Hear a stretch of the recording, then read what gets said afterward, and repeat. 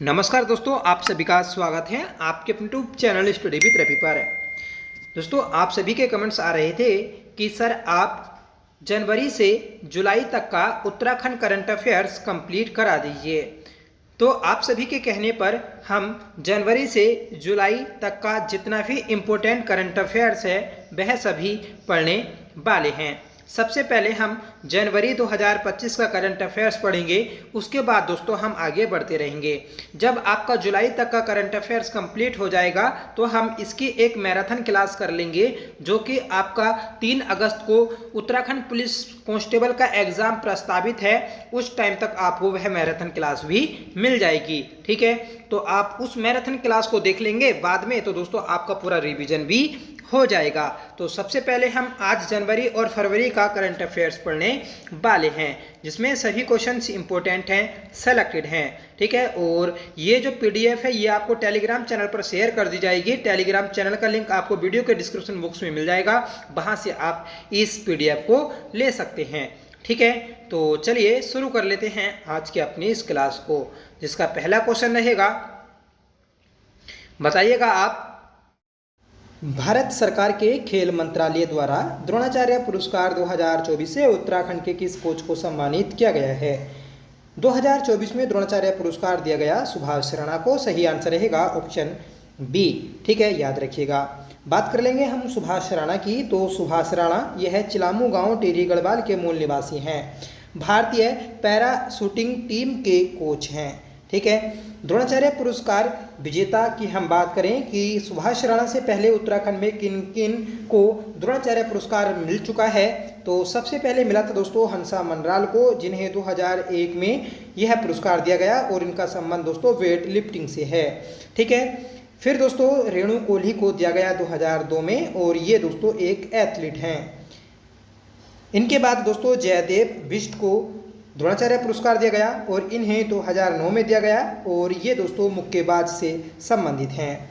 जसपाल राणा ये सुभाष राणा के बड़े भाई हैं और इन्हें दोस्तों 2019 में यह पुरस्कार मिल चुका है, और इनका भी संबंध दोस्तों निशानेबाजी से है।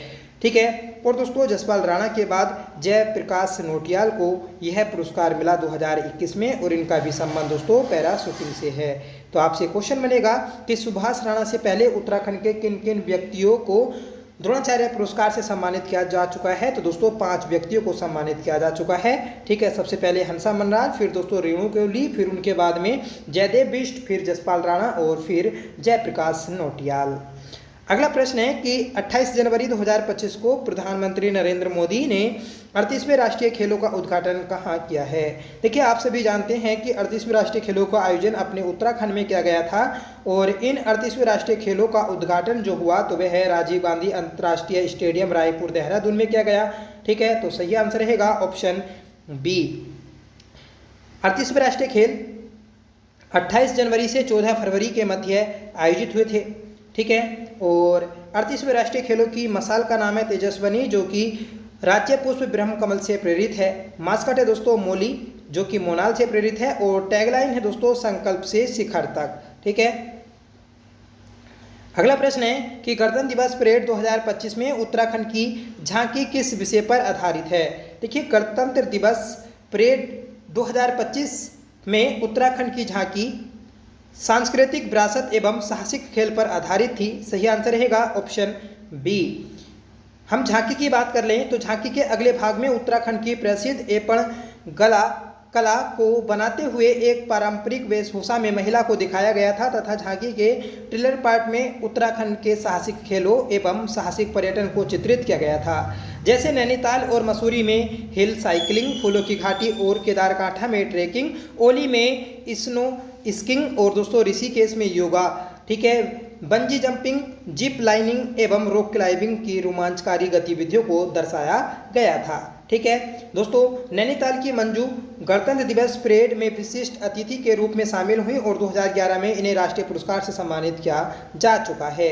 मंजू बिष्ट की हम बात करें तो यह है संस्कृति प्रतीक एपण को देश दुनिया तक लोकप्रिय बनाने में जुटी हैं। ठीक है, तो मंजू बिष्ट का जो संबंध है तो वह दोस्तों आपका संबंध है एपण कला से। ठीक है, 2024 में उत्तराखंड की झांकी विकसित उत्तराखंड पर आधारित थी। 2023 में दोस्तों मानस खंड पर आधारित थी और 2023 में उत्तराखंड की झांकी को प्रथम स्थान मिला था। 2022 में बद्रीनाथ पर आधारित थी। ठीक है, बद्रीनाथ, हेमकुंड साहिब, टिहरी डैम और डोबरा चांठी पर आधारित थी। 2021 में केदार खंड पर आधारित थी और 2021 में उत्तराखंड की झांकी को तीसरा स्थान मिला था। ठीक है, सबसे पहली जो झांकी थी उत्तराखंड की 2005 में, तो वह फूलदेई पर आधारित थी। चौथा प्रश्न रहेगा, बताइएगा आप कि हाल ही में मुख्यमंत्री पुष्कर सिंह धामी द्वारा राज्य में नागरिक सिविल संहिता यूसीसी कब लागू की गई। देखिए यूसीसी जो लागू की गई तो वह 27 जनवरी 2025 को लागू की गई है। ठीक है, सही आंसर रहेगा हमारा ऑप्शन बी। ठीक है, तो 27 जनवरी को उत्तराखंड में यूसीसी लागू की गई और उत्तराखंड यूसीसी लागू करने वाला स्वतंत्रता के बाद देश का पहला राज्य बन चुका है। यूसीसी मतलब समान नागरिक संहिता, इसे लागू करने वाला देश का पहला राज्य बन चुका है स्वतंत्रता के बाद उत्तराखंड। हर साल दोस्तों 27 जनवरी को अब समान नागरिक संहिता दिवस मनाया जाएगा। यूसीसी नियमावली और पोर्टल का लोकार्पण भी दोस्तों मुख्यमंत्री पुष्कर सिंह धामी के द्वारा किया जा चुका है।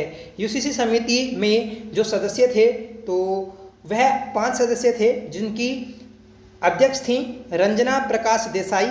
ठीक है, और प्रमोद कोहली अन्य सदस्य थे। ठीक है, शत्रुघ्न सिंह ये दून विश्वविद्यालय के कुलपति थे।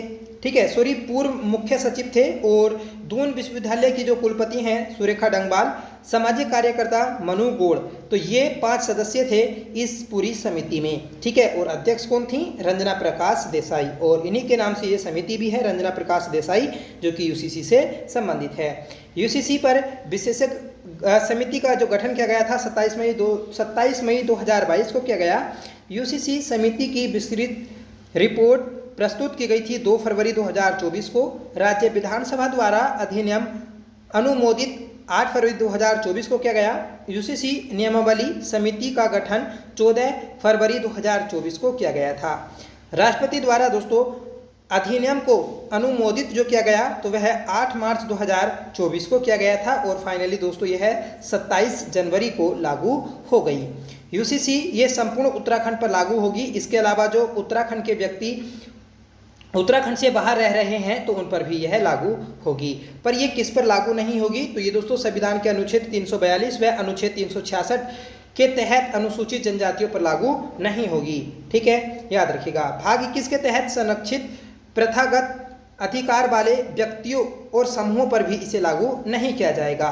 अगला प्रश्न है कि 38वें राष्ट्रीय खेल 2025 में उत्तराखंड को पहला पदक दिलाने वाली ज्योति वर्मा का संबंध किस खेल से है। देखिए 38वें राष्ट्रीय खेल में पहला पदक ज्योति वर्मा ने प्राप्त किया था उत्तराखंड की ओर से और इनका संबंध वुशु खेल से है। सही आंसर रहेगा ऑप्शन बी। नेक्स्ट क्वेश्चन है कि 26 जनवरी 2025 गणतंत्र दिवस परेड में उत्तराखंड की झांकी को कौन सा स्थान मिला। तो उत्तराखंड की झांकी को तीसरा स्थान मिला था और 2021 में भी दोस्तों उत्तराखंड की झांकी को तीसरा स्थान मिला था। 2023 में उत्तराखंड की झांकी मानस खंड पर आधारित थी और उसे पहला स्थान मिला था।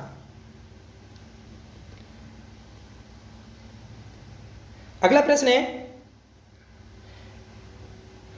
उत्तराखंड राज्य सरकार ने छठे वित्त आयोग का अध्यक्ष से नियुक्त किया।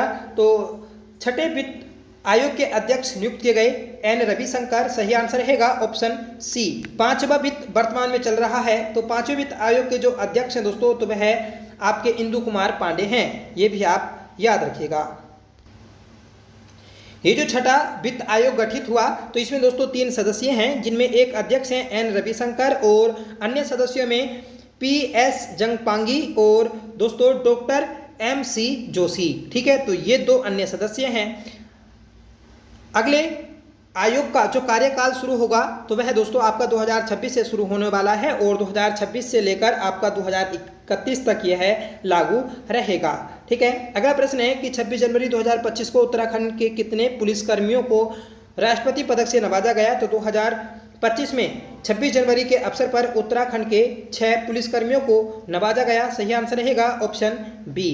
अगला प्रश्न है कि हाल ही में उत्तराखंड के कितने व्यक्तियों को पद्मश्री पुरस्कार से सम्मानित किया गया है। तो उत्तराखंड के 2 व्यक्तियों को पद्मश्री पुरस्कार से सम्मानित किया गया? सही आंसर रहेगा ऑप्शन बी। देखिए व्यक्ति तो वैसे 3 हैं पर 2 पुरस्कार दिए गए हैं पद्मश्री, ठीक है, तो उन्हें भी हम आगे जानेंगे कि वह व्यक्ति कौन कौन है। तो राधा बहन भट्ट जो कि समाज सेवा से जुड़ी हैं, इनका जन्म 16 अक्टूबर 1933 को धुरका गांव अल्मोड़ा में हुआ था, ठीक है। और जो दूसरा पद्मश्री पुरस्कार है तो वह संयुक्त रूप से ह्यूम और कोलिन गैटजर को दिया गया और ये मरणोपरांत इन्हें पुरस्कार दिया गया था। इनका संबंध साहित्य और शिक्षा से है, ठीक है। तो 2 पद्मश्री पुरस्कार दिए गए थे इस साल उत्तराखंड को। इसके अलावा दोस्तों उत्तराखंड के एक मूल निवासी हैं विनायक लोहनी, जो कि वर्तमान में मध्य प्रदेश में निवास करते हैं, ठीक है। ये दोस्तों शिक्षा कार्य से जुड़े हुए हैं, ठीक है। और इनकी एक संस्था है माई परिवार, ठीक है, माई परिवार। इससे क्या है, ये अनाथ और गरीब बच्चों की शिक्षा दीक्षा देने का कार्य करते हैं, ठीक है। तो याद रखिएगा कि जो विनायक लोहनी हैं तो ये दोस्तों मूल रूप से उत्तराखंड के रहने वाले हैं, पर वर्तमान में यह मध्य प्रदेश में रहते हैं। इन्हें भी यह पुरस्कार इस साल दिया गया। अगला प्रश्न है कि 31वीं राष्ट्रीय बाल विज्ञान कांग्रेस में उत्तराखंड के कितने बाल विज्ञानियों ने प्रतिभाग किया? देखिए 38वीं राष्ट्रीय बाल विज्ञान कांग्रेस में उत्तराखंड के 16 बाल विज्ञानियों ने प्रतिभाग किया है। सही आंसर रहेगा ऑप्शन बी, ठीक है। ये आयोजन हुआ था 3 से 6 जनवरी 2025 तक भोपाल मध्य प्रदेश में। इसे आयोजन करने वाली संस्था है दोस्तों national council for science and technology व विज्ञान एवं प्रौद्योगिकी विभाग, नई दिल्ली। 11वां प्रश्न है कि हाल ही में मुख्यमंत्री पुष्कर सिंह धामी ने कहां पर वीर शिरोमणि माधो सिंह भंडारी की स्मृति में आयोजित राजकीय औद्योगिक कृषि विकास मेले का उद्घाटन किया? तो राजकीय औद्योगिक कृषि विकास मेले का आयोजन किया गया दोस्तों मलेथा टेहरी में। सही आंसर रहेगा ऑप्शन ए, ठीक है। मुख्यमंत्री पुष्कर सिंह धामी ने मलेथा चौराहे का नाम माधो सिंह भंडारी के नाम पर रखने की भी घोषणा की है। अगला प्रश्न है कि हाल ही में चर्चित प्रिया आर्या का संबंध किस खेल से है? प्रिया आर्या ये दोस्तों क्रिकेट से संबंधित हैं। सही आंसर है ऑप्शन सी। अगला प्रश्न रहेगा कि national martial art games committee India के वर्ष 2024 से 27 के चुनाव में राष्ट्रीय अध्यक्ष के रूप में उत्तराखंड के किस व्यक्ति को चुना है? देखिए ये चुना गया है आपका सतीश जोशी को। सही आंसर रहेगा ऑप्शन बी। सतीश जोशी 2024 से 2027 तक national martial art games committee के अध्यक्ष रहने वाले हैं। अगला प्रश्न है कि हाल ही में Nepal junior international badminton championship 2024 में उत्तराखंड के किस खिलाड़ी ने स्वर्ण पदक जीता है? तो ये जीता दोस्तों सूर्याक्ष रावत और अनन्या बिष्ट ने। सही आंसर रहेगा ऑप्शन डी, बी और सी दोनों। अगला प्रश्न है कि हिमालय पर्यावरण जड़ी बूटी एग्रो संस्थान ने वर्ष 2025 को किस वर्ष के रूप में मनाने का निर्णय लिया है? तो हिमालय पर्यावरण जड़ी बूटी एग्रो संस्थान ने 2025 को जल वर्ष के रूप में मनाने की घोषणा की है। सही आंसर रहेगा ऑप्शन बी, ठीक है। कल के लिए जल अभियान के प्रणेता द्वारिका प्रसाद सेमवाल ने बताया इस पहल का शुभारंभ फरवरी और मार्च महीने में देहरादून में मुख्यमंत्री पुष्कर सिंह धामी के द्वारा किया गया और इस समय दोस्तों स्वास्थ्य मंत्री डॉक्टर धन सिंह रावत भी मौजूद रहे। अगला प्रश्न है उत्तर प्रदेश में आयोजित नेशनल ताइक्वांडो प्रतियोगिता में शालिनी सिरसवाल ने कौन सा पदक अपने नाम किया? तो शालिनी सिरसवाल ने दोस्तों कांस्य पदक जीता था। सही आंसर रहेगा ऑप्शन सी। आपको याद रखना है कि शालिनी सिरसवाल का संबंध किससे है? तो ताइक्वांडो से है, ठीक है, क्योंकि ऐसे भी प्रश्न बन जाता है। और ये दोस्तों चंबा टेहरी की निवासी हैं जिन्होंने 2 कांस्य पदक अपने नाम किए थे। अगला प्रश्न रहेगा भारतीय राष्ट्रीय इंजीनियरिंग अकेडमी ने प्रतिष्ठित यंग एसोसिएट अवार्ड से किसे सम्मानित किया है? तो देखिए भारतीय राष्ट्रीय इंजीनियरिंग अकेडमी ने प्रतिष्ठित यंग एसोसिएट अवार्ड से जो सम्मानित किया तो ये किया है दोस्तों आपका प्रोफेसर राजेश चोनसाली को। सही आंसर रहेगा ऑप्शन बी। अगला प्रश्न है बताइएगा आप कि 12 जनवरी 2025 को पहले अंतर्राष्ट्रीय प्रवासी उत्तराखंडी सम्मेलन का आयोजन कहाँ किया गया? तो 12 जनवरी 2025 को पहले अंतर्राष्ट्रीय प्रवासी उत्तराखंडी सम्मेलन का आयोजन किया गया दोस्तों देहरादून में। सही आंसर रहेगा ऑप्शन सी। 7 नवंबर को दोस्तों इसकी घोषणा की गई थी और 12 जनवरी को यह पहली बार मनाया गया। अगला प्रश्न है कि कॉर्बेट नेशनल पार्क रामगढ़ के धनगढ़ी में बनाए गए टाइगर म्यूजियम की तर्ज पर कहाँ पर पहला वर्ल्ड म्यूजियम बनेगा? देखिए पहला वर्ल्ड म्यूजियम जो बनेगा ये आपका सोनी विंसर में बनेगा। सही आंसर रहेगा ऑप्शन बी, अगला प्रश्न है कि चीन में आयोजित किंग्स कप इंटरनेशनल में उत्तराखंड के किस खिलाड़ी ने कांस्य पदक जीता है। देखिए, किंग्स कप इंटरनेशनल में उत्तराखंड के लक्ष्य सेन ने यह पदक जीता। सही आंसर रहेगा ऑप्शन बी। 21वां प्रश्न है, बताना है आपको कि कौथिग इंटरनेशनल फिल्म फेस्टिवल का आयोजन उत्तराखंड में कहाँ किया गया। तो ये आयोजन किया गया है दोस्तों आपका नैनीताल में। सही आंसर रहेगा ऑप्शन बी। ठीक है, तो कौथिग इंटरनेशनल फिल्म फेस्टिवल ये नैनीताल में आयोजित किया गया। इसे आयोजित करने वाली संस्था है हिमसेप संस्था और इस बार दोस्तों इसका 8वां संस्करण आयोजित किया गया था और इसका आयोजन हरमिटेज भवन नैनीताल में किया गया। अगला प्रश्न है कि 20 से 22 फरवरी तक 17वें कृषि विज्ञान सम्मेलन 2025 का आयोजन कहाँ किया गया। तो ये किया गया है दोस्तों आपका पंतनगर में। सही आंसर है ऑप्शन बी। आप सभी जानते हैं कि पंतनगर में दोस्तों कृषि विज्ञान मेला आयोजित होता है और इस बार 2025 में इसका 17वां संस्करण आयोजित हुआ है। अगला प्रश्न है कि लीड्स 2024 विभिन्न राज्यों में लॉजिस्टिक की सुगमता के लिए शीर्ष उपलब्धियों की श्रेणी में किस राज्य को सम्मानित किया गया है। तो ये किया गया अपने उत्तराखंड को। सही आंसर रहेगा ऑप्शन बी। ठीक है, अगला प्रश्न है फ्रेंड्स, बताइएगा आप कि अश्वगंधा जागरूकता अभियान का आयोजन किस संस्थान द्वारा किया गया है। देखिए, अश्वगंधा जागरूकता अभियान का जो आयोजन किया गया तो ये पतंजलि अनुसंधान संस्थान के द्वारा किया गया था। सही आंसर रहेगा ऑप्शन सी। ठीक है, आगे बढ़ेंगे दोस्तों। बताना है कि हाल ही में मुख्यमंत्री पुष्कर सिंह धामी ने चकरपुर स्टेडियम का लोकार्पण कहाँ किया। तो हाल ही में दोस्तों चकरपुर स्टेडियम जो बना तो ये आपका खटीमा में बना है और यहाँ पर 38वें राष्ट्रीय खेलों का भी आयोजन हुआ था। इस स्टेडियम में 38वें राष्ट्रीय खेलों के तहत मलखम्ब प्रतियोगिता का आयोजन किया गया था। अगला प्रश्न है कि गणतंत्र दिवस परेड के अवसर पर नई दिल्ली में राष्ट्रीय रंगशाला शिविर में हुई प्रतियोगिता में उत्तराखंड की झांकी कलाकारों को देश में कौन सा स्थान मिला है। तो ये मिला है दोस्तों दूसरा स्थान। सही आंसर रहेगा ऑप्शन बी। ठीक है, उत्तराखंड की झांकी के कलाकारों को यह पुरस्कार दूसरी बार मिला है। इससे पहले वर्ष 2018 में तीसरा स्थान मिला था। अगला प्रश्न है कि मनरेगा के तहत 100 दिन का रोजगार देने में किस जिले ने प्रथम स्थान हासिल किया। देखिए, कहीं पर इसका आंसर देहरादून मिला और कहीं पर उत्तरकाशी। ठीक है, तो आपको दोनों आंसर याद रखने हैं। अगर ऑप्शन में आपको देहरादून मिलता है तो देहरादून इसका सही आंसर रहेगा। ठीक है, तो दोनों आंसर आप याद रखिएगा क्योंकि नेट पर भी चेक किया तो वहाँ पर आपको देहरादून मिल रहा है और हमने बुक में देखा तो उसमें दोस्तों उत्तरकाशी इसका आंसर दिया था। ठीक है, अंतिम स्थान की बात कर लेंगे तो अंतिम स्थान नैनीताल जिले को मिला है। आगे बढ़ेंगे कि राज्य सरकार ने वन संरक्षण हेतु महाभारत वाटिका की स्थापना कहाँ की है। तो देखिए, राज्य में वन संरक्षण हेतु महाभारत वाटिका जो बनी तो ये हल्द्वानी में बनी है। सही आंसर रहेगा ऑप्शन ए। यहाँ पर ही दोस्तों रामायण वाटिका भी बनी है। ठीक है, यहाँ पर ही दोस्तों डायनासोर पार्क भी बनाया गया है। ठीक है, यहीं पर दोस्तों आपकी बांस मंडी भी स्थित है। ठीक है, और यहाँ पर दोस्तों आपका पोम गार्डन भी स्थित है। जनवरी 2025 को राज्य स्तरीय युवा महोत्सव का आयोजन कहाँ किया गया है। देखिए, पीछे भी हमने क्वेश्चन देखा था कि 12 जनवरी हमने पीछे देखा था कि जो आपका प्रवासी दिवस था तो वह 12 जनवरी को मनाया गया और यहाँ पर पूछा है राज्य स्तरीय युवा दिवस तो ये हल्द्वानी में आयोजित हुआ था। सही आंसर रहेगा ऑप्शन सी।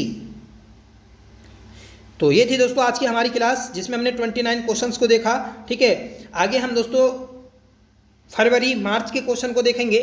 ठीक है, आज की इस क्लास को होमवर्क है कि उत्तराखंड राज्य ने 6ठे वित्त आयोग का अध्यक्ष किससे नियुक्त किया है। ठीक है, तो 5वें वित्त आयोग के अध्यक्ष आपको पता ही है कि इंदु कुमार पांडे वर्तमान में 5वें वित्त आयोग के अध्यक्ष हैं। 6ठे राज्य वित्त आयोग के आपको कमेंट करके बताने होंगे कि इसके अध्यक्ष कौन हैं। ठीक है, हम दोस्तों 2025 का पूरा करंट अफेयर्स पढ़ लेंगे आपके एग्जाम से पहले। ठीक है, आप हर एक पार्ट को देखिएगा और लास्ट में दोस्तों आपके रिवीजन के लिए इसकी मैराथन क्लास भी बना दी जाएगी। ठीक है, कोई भी अगर गलती लगती है तो आप कमेंट करके पूछ सकते हैं। ठीक है, कि कोई भी आपको कन्फ्यूजन होता है तो आपका कन्फ्यूजन दोस्तों दूर किया जाएगा। ठीक है, क्योंकि गलती से कभी कभी क्या हो जाता है एक आधा कोई क्वेश्चन का आंसर गलत दे दिया जाता है। ठीक है, तो अगर ऐसी कोई कंडीशन होगी तो आप कमेंट करके उसका सही आंसर जान सकते हैं। ठीक है, तो चलिए मिलता है नेक्स्ट वीडियो के साथ, तब तक के लिए bye. Thank you so much for watching. जय हिंद।